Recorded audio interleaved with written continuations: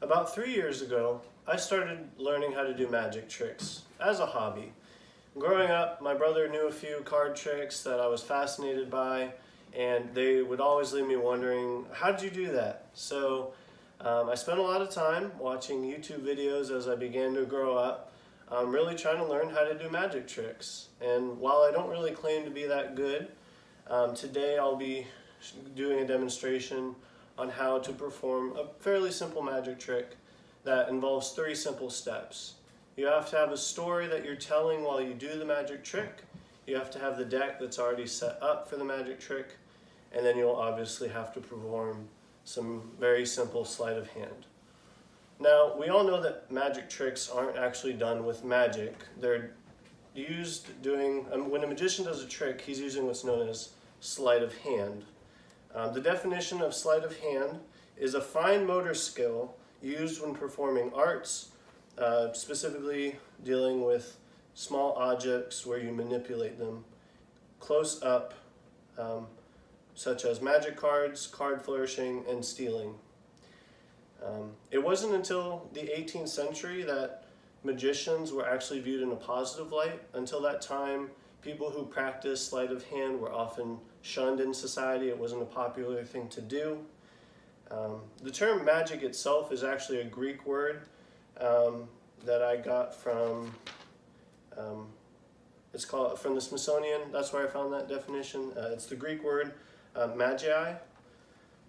And the title magician is actually going out of style. A lot of people who practice sleight of hand for a living, they don't really want to be called a magician because it sort of it takes away from the skill that they actually have.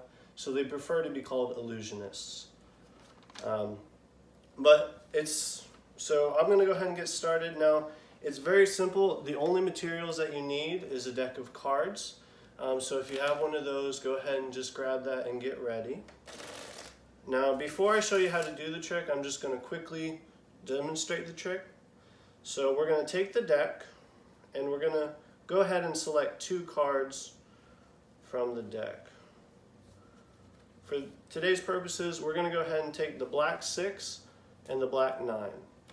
Now, if you're careful and if you're good, if I know where the card is in the deck, I'm going to be able to pull it out of the deck. So I'm going to take the 6 and put it, I think that feels 20 cards down.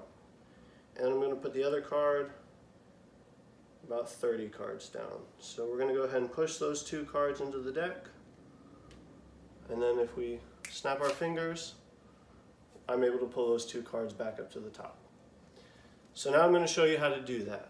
It's fairly simple, and like I said, it involves 3 steps. The first thing you need to have is the deck needs to be already set up to do the magic trick. So this philosophy is known as a pseudo duplicate card, which means that they look very similar but aren't the same card. So for instance, today I didn't have the 4 cards that I used were the 9 of clubs, the 6 of clubs, the 6 of spades, and the 9 of spades, which even though they look very similar to each other, they are not the same card. So you set up the deck by placing a black 6 and a black 9 at the top and the bottom of the deck. Then what you're going to do is you're going to have the other 2 cards in the middle of the deck somewhere. Then at the beginning of the trick, you're going to shuffle the deck a few times. You got to make sure that when you shuffle, you keep the card on the bottom and the card on the top.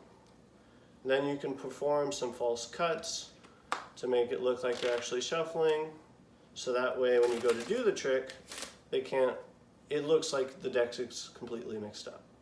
So then you're going to turn the cards around and you're going to look for the 6 of clubs or the 6 of spades, and then the 9 of clubs or the 9 of spades, whichever one you decided to put in there. And you're going to take them out of the deck. You're going to show them to the audience real quick. You don't want to spend a lot of time on them because if you draw attention to their spades or their suits, the audience might get suspicious. So you just flash the cards and you say, I'm going to use the black 6 and the black 9. And then you're going to create a story that makes them think that you're actually doing something. So if I know, I said, okay, so if I know where the cards are in the deck, then I'm going to be able to pull them out to the top. So I just said a random number. I said, we're going to put one of the cards 20 down. I don't actually know if that's true or not. And then you're going to say, I'll put it 50 cards down. Then slowly, you're going to insert the cards into the deck. And then this is the part, the actual stunt, where you need to use some sleight of hand.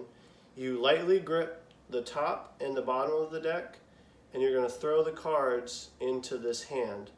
And by doing that, it looks like they don't really know what happened, but all you did was just take the top and bottom card off the deck, and it looks exactly like the cards that you just placed in the card pile. This is a very easy trick to learn. It's great if you're starting off in Magic, and it doesn't take a lot of preparation. So by doing it, you can wow your friends, give them a good laugh, and then they'll ask you, how did you do that? The important thing is you never want to do the same trick twice, because if you do it once, it's a magic trick. If you do it twice, it becomes a lesson.